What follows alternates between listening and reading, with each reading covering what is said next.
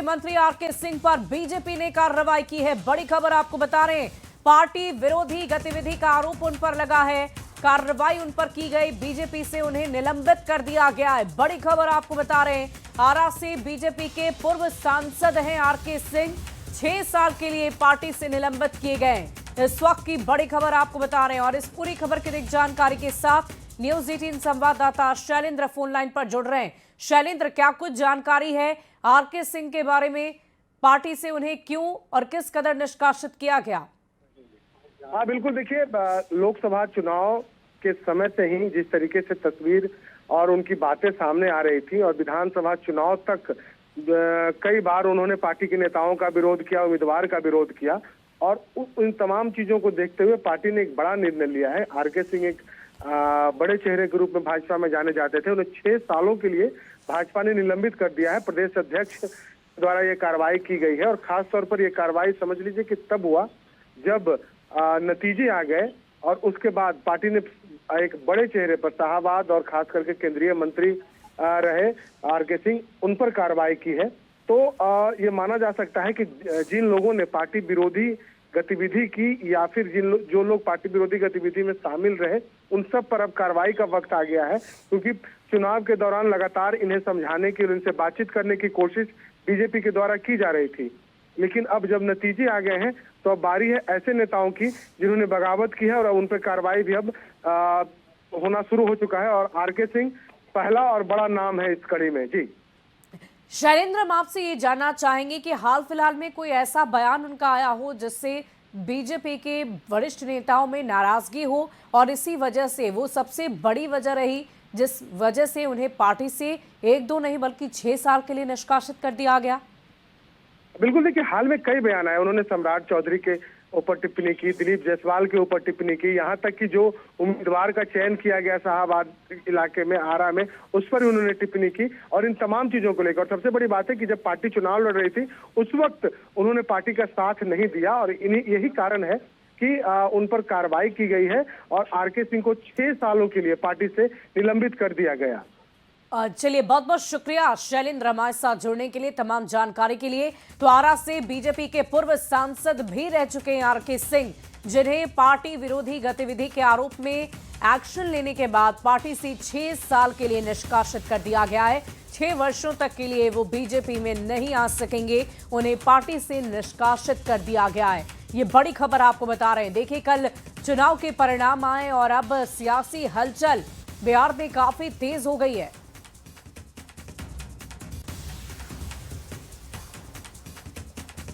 और देखिए, बिहार विधानसभा चुनाव में एनडीए की प्रचंड जीत के बाद बिहार की सियासी हलचल काफी तेज नजर आ रही है। मुख्यमंत्री आवास पर हलचल बढ़ी हुई है। एनडीए के नेता सीएम आवास पहुंचे हुए हैं। सुबह सुबह सीएम से मिलने पहुंचे संजय झा, मंत्री विजय चौधरी, श्याम रजक, चिराग पासवान भी पहुंचे और इस दौरान चिराग पासवान ने कहा कि मुख्यमंत्री नीतीश जी से मुलाकात कर उन्हें बधाई और शुभकामनाएं दी हैं। नीतीश कुमार के नेतृत्व में ही एनडीए ने ऐतिहासिक जीत हासिल की है। खुशी की बात तो ये है कि मुख्यमंत्री जी ने गठबंधन को मजबूती से जोड़कर रखने का काम किया।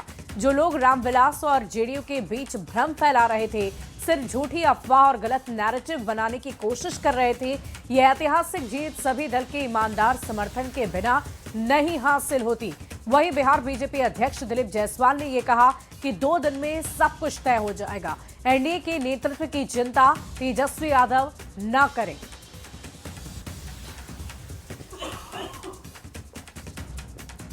बढ़ते आगे, चिराग पासवान की सीएम नीतीश से मुलाकात हुई है। चुनाव जीतने के बाद सीएम नीतीश की तस्वीर भी सामने आई। चुनाव में बम्पर जीत के बाद सीएम नीतीश कुमार काफी गदगद हैं, काफी उत्साहित हैं, प्रफुल्लित हैं। वो तस्वीर आप भी देखिए। और ये तस्वीर हम आपको दिखा रहे हैं चिराग और नीतीश कुमार के मुलाकात की। जीत के बाद की ये पहली तस्वीर है। दोनों के चेहरे पर जो खुशी है वो स्पष्ट आपको नजर आ रही होगी। और बिहार के मुख्यमंत्री नीतीश कुमार की ये पहली तस्वीर चिराग पासवान से मुलाकात की, जो हम आपको दिखा रहे हैं। देखिए, आज सुबह से ही मुख्यमंत्री आवास पर बड़े नेताओं का जमावड़ा देखने को मिल रहा है। लगातार नीतीश कुमार से मुलाकात करने लोग पहुंच रहे हैं। मुख्यमंत्री जी से मुलाकात कर सिर्फ मुख्यमंत्री जी को बधाई देने, शुभकामनाएं देने आए जिस तरीके से मुख्यमंत्री नीतीश कुमार जी के नेतृत्व में एनडीए गठबंधन ने एक ऐतिहासिक जीत हासिल करने का काम किया है, ऐसे में उनसे मुलाकात कर लोक जनशक्ति पार्टी रामविलास का एक प्रतिनिधि मंडल उनसे मुलाकात कर उनको से बधाई शुभकामनाएं देने आया था। खुशी है इस बात की कि मुख्यमंत्री जी ने जिस तरीके से एनडीए गठबंधन के हर एक घटक दल की भूमिका को सराहने का उन्होंने काम किया। बढ़ते आगे, सासाराम में आरएलएम अध्यक्ष उपेंद्र कुशवाहा ने एनडीए की जीत के बाद विपक्ष पर हमला करते हुए कहा कि कांग्रेस आरजेडी के पुराने तौर तरीके और बयानबाजी को जनता ने नकार दिया है और इसीलिए उन्हें करारी हार का सामना करना पड़ा। उन्होंने कहा कि बिहार ने काम करने वाली सरकार को ही चुना है। देखिए, हारना ही था। जिस तरह का इन लोगों का व्यवहार, लोगों के बीच जनता के मुद्दों से कोई लेना देना नहीं, अनर्गल मुद्दों को लाने की कोशिश, और इनका जो इतिहास रहा है महागठबंधन के लोगों का 2005 के पहले जिस रूप में लोग सरकार चला रहे थे, इनका आचार व्यवहार आज भी उसी तरह का है। जनता इसको जानती है, पहचानती है, इसलिए जनता ने उनको फिर से एक बार नकारा है और काम करने वाली सरकार का समर्थन किया है। और पटना में बिहार बीजेपी अध्यक्ष दिलीप जायसवाल ने एनडीए की जीत के बाद राहुल गांधी पर निशाना साधा और कहा कि राहुल गांधी को अपनी अंतरात्मा झांकनी चाहिए, क्योंकि देश ऐसे नेताओं को स्वीकार नहीं करता जो राष्ट्र हित में स्पष्ट नहीं बोलते। उन्होंने कहा कि राहुल गांधी अभी अपरिपक्व हैं और बिहार चुनाव में विपक्ष की हार के बड़े कारणों में से ये एक बड़ा कारण है। जी, आप अपने अंतरात्मा को झांकिए।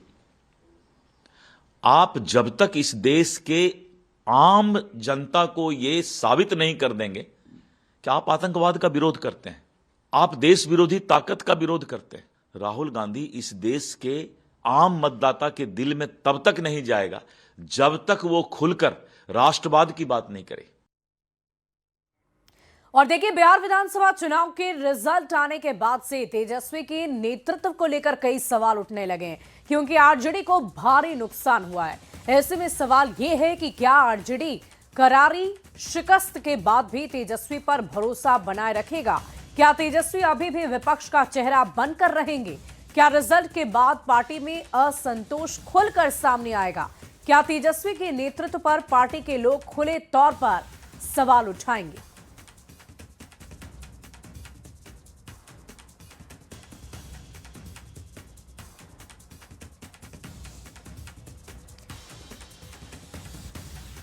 बढ़ते आगे, नतीजों के आने के बाद से जनसुराज के संरक्षक और रणनीतिकार प्रशांत किशोर चुनावी मैदान में पूरी तरह से पस्त हो चुके हैं। भारी नुकसान हुआ है और ऐसे में प्रशांत किशोर की रणनीति और राजनीतिक भविष्य को लेकर अब सवाल उठने लगे हैं। सवाल ये कि भारी हार के बाद प्रशांत किशोर की क्या है आगे की रणनीति?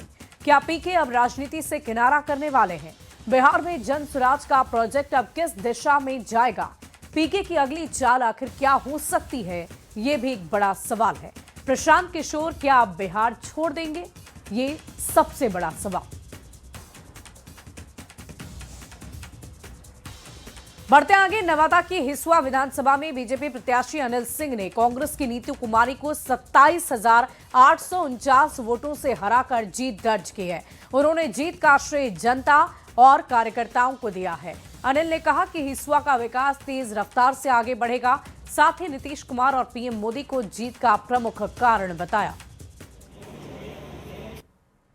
हमारे साथ मौजूद हैं हिसुआ के पूर्व विधायक अनिल सिंह, मगर इस बार 2025 के विधानसभा चुनाव ने उन्होंने अपने निकटतम प्रतिद्वंदी को हराते हुए बड़ी जीत दर्ज की है और सीधे उन्हीं से हम जानते हैं कितना चैलेंजिंग रहा है, क्योंकि पिछली बार आप हार गए थे। कोई चैलेंजिंग नहीं था, इस बार तो मैंने यही महसूस किया।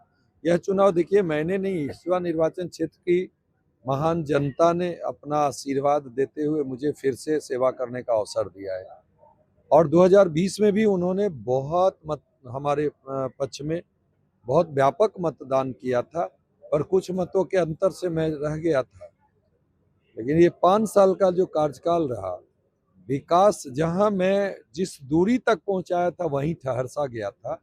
इस 5 साल में हिसुआ की जनता को यह महसूस हुआ कि हिसुआ में अधिक विकास चाहिए तो अनिल जी को लाना है। अपनी जीत में हिसुआ की जनता के साथ साथ प्रधानमंत्री नरेंद्र मोदी और विकास पुरुष नीतीश कुमार को मुख्य किरदार बनाया है और एक लंबा गैप जो 15 साल का जो इनके जो काम किया हुआ था, उस लंबे गैप को इन्होंने रोका है और फिर से जो 5 साल में जो गैप जो बन गया था, उसे वो अगले 5 साल में भरने का भरसक प्रयास करेंगे। अनिल विशाल, न्यूज़ 18।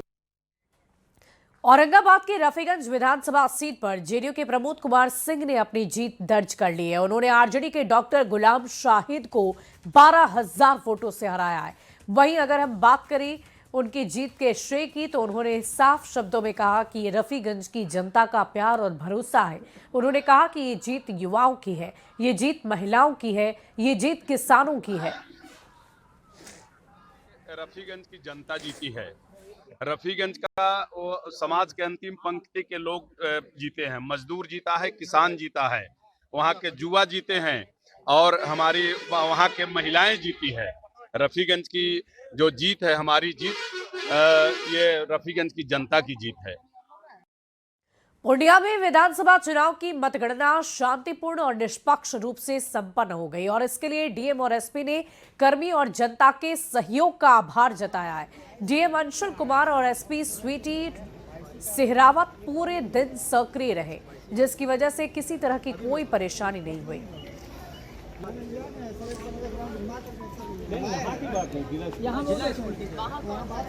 निर्वाचन आयोग के जो मापदंड थे उसमें एक भयमुक्त चुनाव कराने के लिए जो है हम लोग को बताया गया था और उसी क्रम में निष्पक्ष चुनाव कराने हेतु हम लोगों ने इतनी बड़ी संख्या में जो लोग आए, लगभग पूरे इतने सालों में 50 सालों में 76.61% का आना, ये अपने आप में दिखाता है कि भयमुक्त चुनाव जो है पूरे पूर्णिया में हुआ है। और आज का भी जो हम लोग का काउंटिंग की प्रक्रिया हुई वो भी बहुत शांतिपूर्ण तरीके से हुई। इसमें हमारी जो पुलिस फोर्सेज हैं, पूरे प्रशासनिक टीम है, पूरे हमारे मतदान कर्मी हैं, काउंटिंग कर्मी हैं, सभी लोगों ने बहुत अहम योगदान जो है वो दिया है। प्रशासन और पुलिस की टीम की जो पिछले 2-3 महीने से लगातार मेहनत कर रहे थे हर चीज़ पर, चाहे वो बरामदगी हो, गिरफ्तारी हो, विधि व्यवस्था संधारण का मामला हो, और जो CAPF हम लोगों को मिली, जो कंपनीज हम लोगों के चुनाव के लिए यहाँ पर आई, उन लोगों का जो सहयोग रहा काफ़ी सराहनीय रहा। जो कोऑर्डिनेशन टीम्स के बीच में रहा, उसी की वजह से जो है आज हम लोग ये मतगणना बहुत शांतिपूर्ण तरीके से हम लोगों ने संपन्न। वहीं सासाराम की करगहर सीट से जेडीयू प्रत्याशी वशिष्ठ सिंह ने जीत के बाद कहा कि वे क्षेत्र के विकास को प्राथमिकता देंगे और सीएम नीतीश कुमार के विजन को तेजी से आगे बढ़ाएंगे। उन्होंने ये भी कहा कि इस बार करगहर में बड़े कार्य किए जाएंगे। मैं करगहर के देवतुल्य मतदाता मालिकों के चरणों में नमस्कार करता हूं और उन लोगों ने जो आशीर्वाद दिया है, हमारी देवी तुल्य माता बहन ने जो आशीर्वाद दिया है, उन सभी लोगों के जो मेरे ऊपर विश्वास किया है उस पर मैं खरा उतरने का भरपूर प्रयास करूंगा। वहीं आरा से